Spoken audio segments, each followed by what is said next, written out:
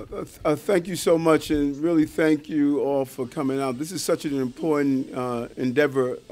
Many people don't realize I started my professional career so many years ago as a COBOL programmer. I learned how to write programs that I used throughout my years in the police department, starting the ComStat system, and even today I use technology at Borough Hall.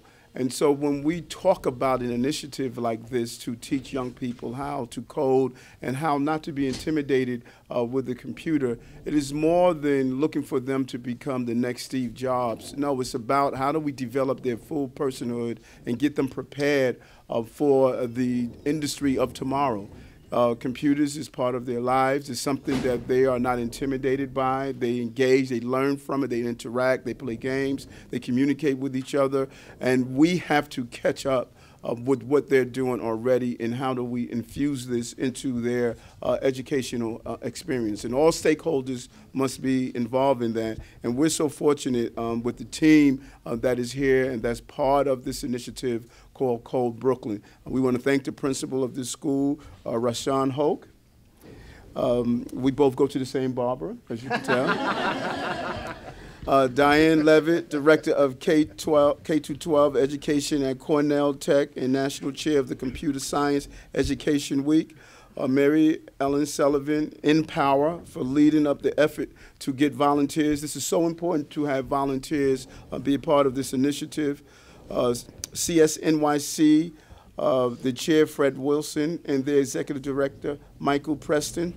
Empower and the Empower Community Corporation, led by their consultant team, Coasters, Code.org, and their CEO, Handy Patovi, and all our powers at Hour of Code, Microsoft, Google, just a list, Flatiron School, IBM, New York Academy of Science, Red Hook Initiatives, NYU, Polytech, Brooklyn Tech, Superintendent Michael Prayer, Superintendent Karen Watts, and Script Ed. And also I want to thank my partners in government, Brad Lander, who we are in his district, both allocated a substantial sum to this school to deal with the issue of coding, Assemblywoman Joanne Simon, and Diane Savino, the state senator, who both agreed in carrying a bill in Albany, a very important bill. Throughout my time in Albany as a state senator, I noticed that our educational requirements are not keeping pace with the requirements that we need to make sure our young people are ready, and we need to re-examine those requirements and really start asking the question on what do we want our children to learn and to know. The core subject of yesteryears is really not enough. We need to ensure that those core subjects evolve to be prepared for tomorrow, and I thank the Assemblywoman and the Senator for carrying the bill. Rob Underwood and Ed Brown from CEC 13 for really having this vision. Visionaries are so important. They give us an opportunity to see what we need to do, not only how to remember the past, live in the present, but keep our eye on the future, and both of them understood that so clearly. The numbers speak for themselves. From 2012 to 2022, computer science jobs will grow 22%. This is far faster than any other job sector. You could either speak about Silicon Valley or what they're calling Manhattan now, Silicon Alley, or even here in the borough of Brooklyn. Many of these jobs are here in the borough of Brooklyn. Brooklyn will be the tech industry, and we're going to lead the way in the future. My vision of doing so as the Borough President, I have an obligation and a responsibility to place the welcome mat for all that want to come with the tech industry and bring the jobs with them. Coding is an opportunity to do so. It is a industry where the language is not English and Spanish. This is just zeros and ones, but something else is great by it. If this young man knows how to code, it would also put zeros behind the dollar sign in the jobs that he will have in the future. And that's why coding is so important. And so we are announcing Code Brooklyn. The 5 components of Code Brooklyn really is about ensuring that our young people have access to coding. And so the experts are here. It is not up to me to say. My role is to do and to create the environment that allow more than a tree to grow in Brooklyn, but computer technology and science and coding and systems grow in Brooklyn. That's what it's about. How do we move this borough towards the future? The numbers speak for themselves. This borough is experiencing double-digit unemployment in many communities. 25% of this borough lives in poverty. If we don't find real meaningful employment and attract talent to the borough to teach our young people how to be prepared for tomorrow and how do they become part of the growth in the industry that is really moving in the right direction, that is what our goal is, and that is my job as the borough president, to make sure that everyone can have an opportunity to benefit from the popularity of this brand must turn into prosperity for all Brooklynites. And it starts with having the skills to be part of the growth. And so I want to allow the experts and the partners to speak at this time. I want to first call on my good friend, the council member, Brad Lando, who's the councilman of this district, who really gets it and really understand it. And then I'm going to turn it over to the Mayor, Office of Technology and Innovation, Chief Technology Officer. That's a long title for a name, Tantoko. Brad? Thank you. Well, first let's hear it for the Borough President and the launch of Code Brooklyn. This is a big deal. Really a big deal. I'm so proud to be with all of our partners. You know, it was wonderful last month to hear the mayor commit to a 10-year path to getting us on track, but we've got to have that sooner because most of the kids in this building aren't going to be here in 10 years, and if we're going to start that education in this school and in all the schools around the boroughs, we got to start doing it today. So I really appreciate the leadership of Senator Hamilton and my Assemblywoman Joanne Simon and the Mayor's office and especially the Borough President. It's wonderful to be here at PS 282 with our great principal Rashawn Hoke and with Rob and so many good friends here in the building who have taught me a lot about what's so important about coding. And I just want to underline the point the Borough President really made about making sure all our kids have the opportunity to share in the innovation and creativity and economic growth that we're seeing in the borough. I'm lucky to represent some schools that have parents who work in the tech industry and can provide some resources, and so it's no surprise that PS 321 and PS 10 and the Brooklyn New School have great coding programs brought in by volunteers and parents and with resources from the PTA, and that's great. We're all for it. But that is not on its own going to be able to reach every school in this borough. It's not going to reach here at PS 282, and that's why I was pleased to be able to use resources from the New York City Council's Digital Inclusion Program to give a grant this year to provide coding education after school for a lot of kids right here at PS 282. Let's hear it for that. That's good.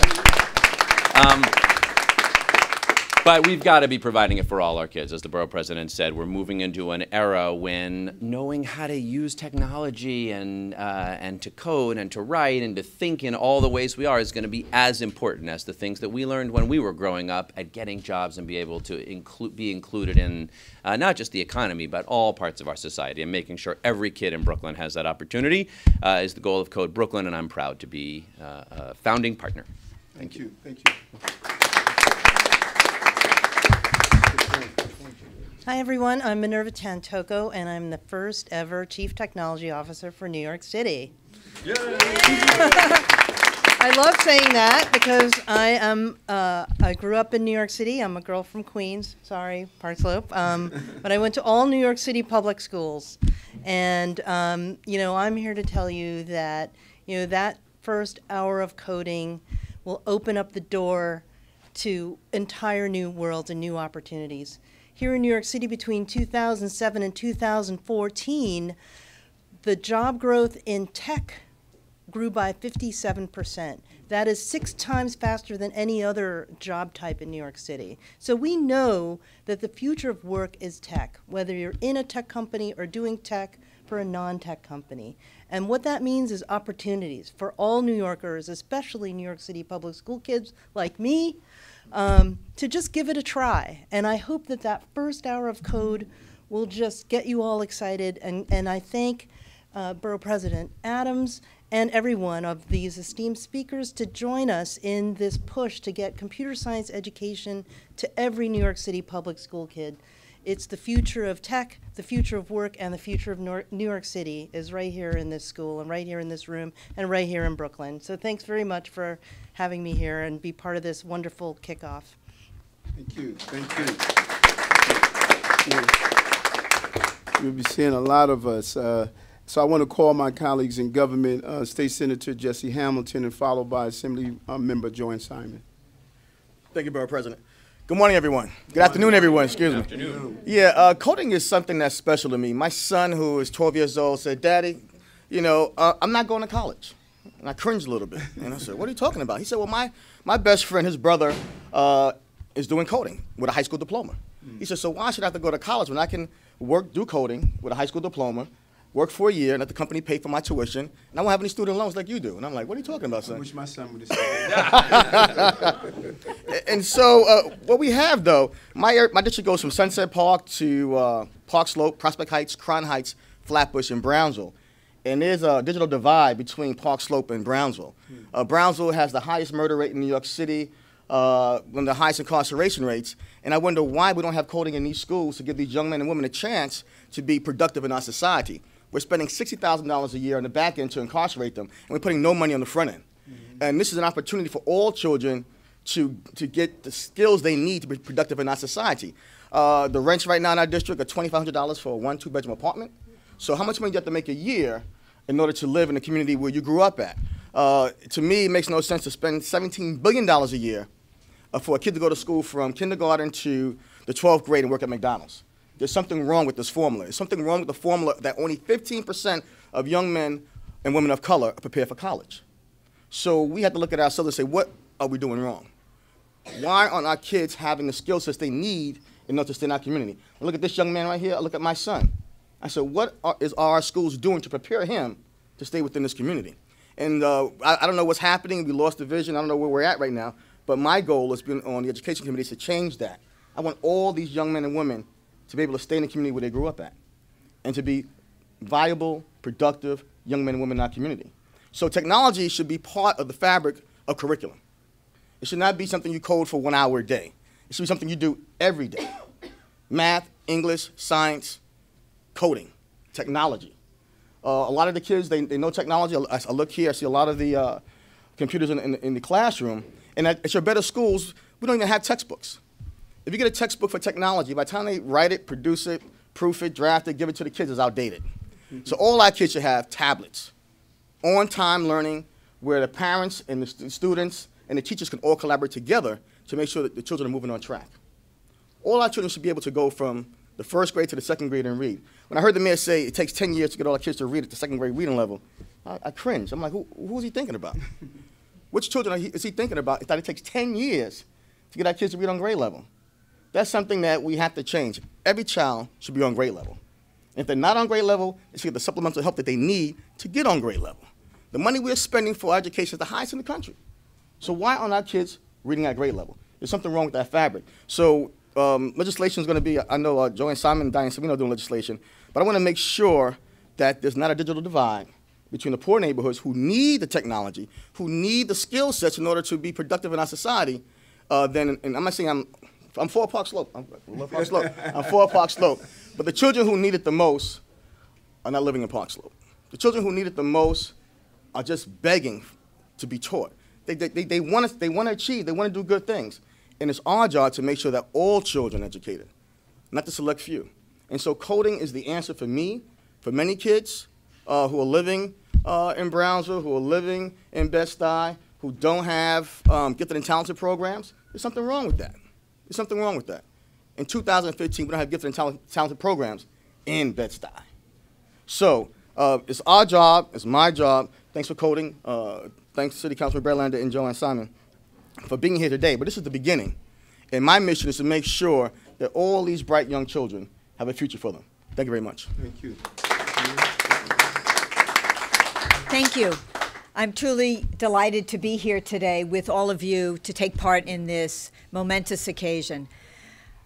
In my role as a legislator, I started looking at a few things. One is that I've been working with Senator Savino on a bill that will require that students have at least 1 hour of coding every week, every student, every school throughout our system. This is a goal that's achievable, and it is a goal that we believe in. We can bring the resources to bear to make this happen. And when we talk again and again and again, if you ever pick up the paper, you read about the Common Core, you read about the concept of college and career ready. Well, there is more to college and career ready than just the reading and writing goals that are in the Common Core. There should also be a Common Core goal and curriculum about coding. And our legislation seeks to insert that into that discussion so that when students get out of school, they are truly college and career ready. You can't go to college today without a computer. You're required to go to college. You are required to bring a laptop. And they will tell you what systems they have to work with your computer, but you had better bring one. So it's no longer a question about whether or not this is a good idea. This is an idea whose time has come and is already ahead of us. So we need to be there to pick up the slack and move our kids forward. Similarly, we know that we need to provide ways for our teachers to be better able to include the use of computer science in our classrooms. And so I am also working on legislation that we've drafted already that would empower the Department of Education to set out the standards by which teachers could be certified in computer science. And that is another very important piece, because it doesn't matter what goals we set for our children if we don't set those goals for our teachers and give them the right kind of training so that they can be there with our kids in the classroom furthering this goal. And I want to set out another goal, an aspirational goal perhaps at this moment, but is one whose time has come. And that is that we all learn to code in a way that makes technology accessible for people with disabilities. Right now, our special ed students can't use necessarily those same equipment.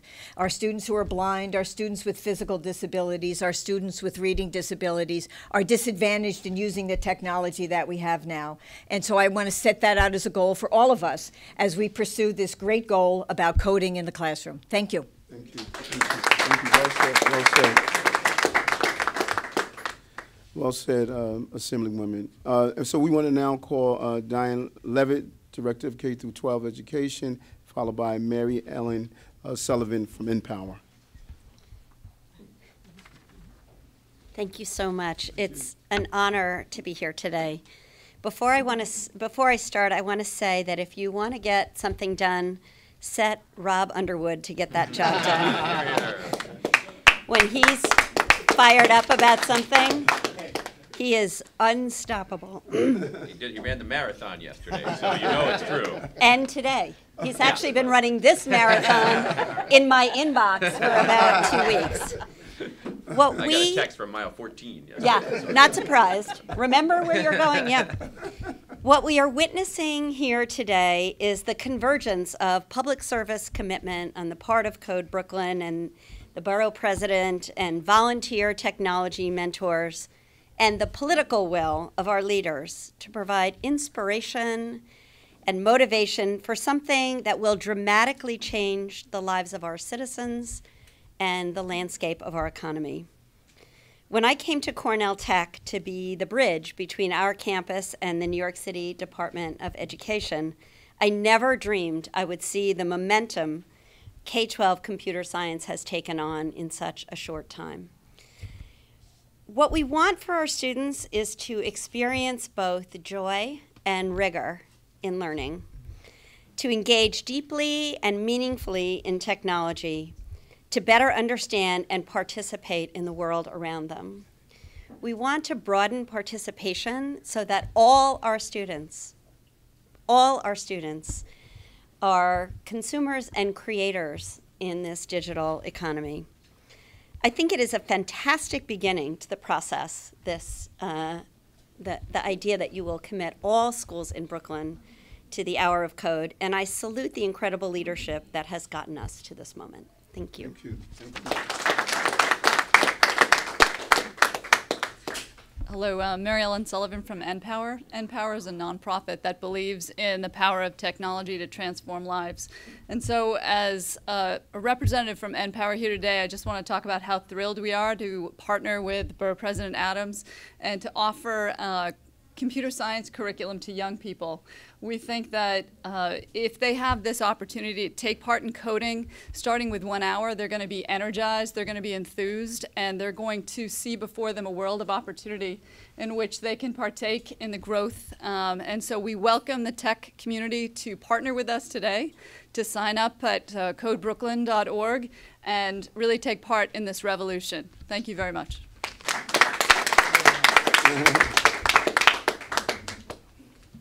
And so now we want to hear from the principal of this great school, and I want to commit with you. You were sharing with me your vision for this room. I want to commit to you that I'm going to make sure my capital dollars go to make that a reality for the school. Out of the $20 million that we allocated for education, $15 million went to technology. It is my goal to make sure that every school has a 3D printer and a teacher that can teach 3D technology. And it's my goal to take these books off our shelves and replace them with tablets and new technology that our students can have a broader access to reading material. And I want to use your school as one of the poster childs of how we can do it right. Vision here, and I want to partner with you on it. The principal of this great school. We are ready. There's so many people here to thank, but I'm going to hold you to that because that's great. We're excited about coding here. And one of the things that occurred to me is that when we have discussions about college and career readiness, and I have these discussions often, especially with Barbara Freeman, my district, the superintendent. And one of the things I talk about is, so what programs can we bring in, right? And so coding is that. Coding is basically allowing our children to interface and interact with technology in a very creative way, as opposed to what we normally see now at restaurants where everybody's passively just kind of doing this and no one's talking, right? So we're really excited about it, but these efforts don't really move forward unless there's collaboration. I'm just going to keep this short, but the grit and the will that we have of our teachers, co-president Andrew Marshall, Rob Underwood, of course, he knows. These are the types of groups that help us to push coding forward. We have our after-school programs involved in coding, SASF, Super Smart. They're involved in it. So you have a whole family, a whole village, if you will, helping our kids. And I'm not going to take any more time from Mishka, but this is college and career readiness. It's basically taking these types of initiatives and embedding them into the program, because coding is literacy. Coding is reading. Coding is writing, right? Coding is mathematics. Coding is common sense. And so this is why we're here today, to support our children and push them forward in these endeavors. And I thank all of you, Brad Lander as well, for helping us and supporting us with the technology, because that's the key. We need the technology in the house, so to speak, so that we can get this off the ground, okay? Thank you all. Thank you. What is your name? Mishka. Why don't you come on, Michigan, and say a few words, okay? Okay. So, thank you. See, just do it. Good evening. Good evening. Coding, I like to start with coding is very fun for me. It was something I never learned before, because once I had the first hour, it was like amazing. So we basically had to create our own game with assistance from the teachers. The website is called scratch.mit.edu. We drew the characters on a paper first, then we copied it down onto the computer. Then we put certain motions on it and sounds, and then before you knew it, the game was on the computer. It helped me with math, reading, and writing.